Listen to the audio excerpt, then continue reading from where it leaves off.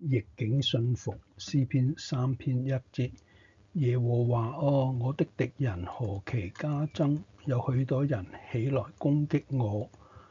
呢篇詩篇係大衛喺逃避佢兒子押沙龍嘅時候所作嘅。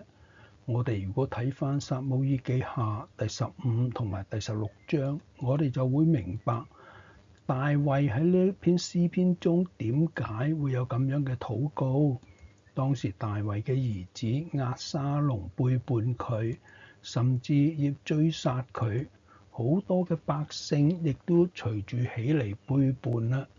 攻擊大衛。喺呢個時候有一個問題係值得我哋去思考嘅：大衛點解由順境變成逆境呢？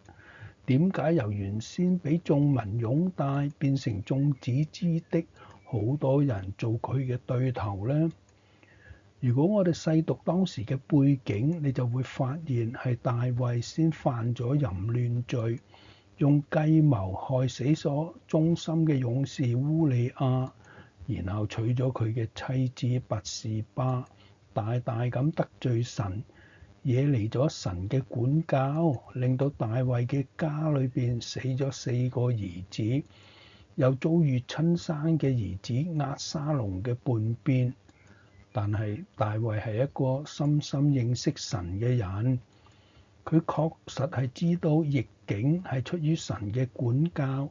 所以佢一方面完全認罪悔改，俯伏喺神嘅面前，連惡人示每去咒罵佢，用石頭去掟佢，佢亦都唔還手嘅。另一方面，大衛更加多咁去禱告神，親近神。因為佢係深信神嘅慈愛永遠長存。親愛嘅弟兄姊妹們，今日你係咪亦都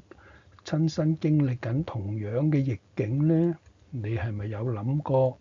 點解會遭遇好多嘅唔順利呢？原因之一可能係你遠離咗神，或者係犯罪得罪神，惹嚟咗神嘅管教。如果係嘅話，就應該要效法大衛，完全信服神，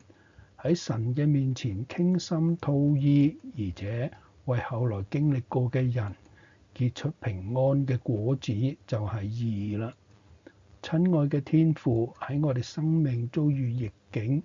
甚至面對管教嘅時候，求你賜給我哋一顆好似大衛咁嘅柔軟省察同埋信服嘅心，等我哋唔會怨天尤人，而係懂得喺你面前深深俯伏，傾心吐意，並且喺你永不停止嘅慈愛中回轉。求你親自引領我哋喺試煉中結出平安同埋公義嘅果子。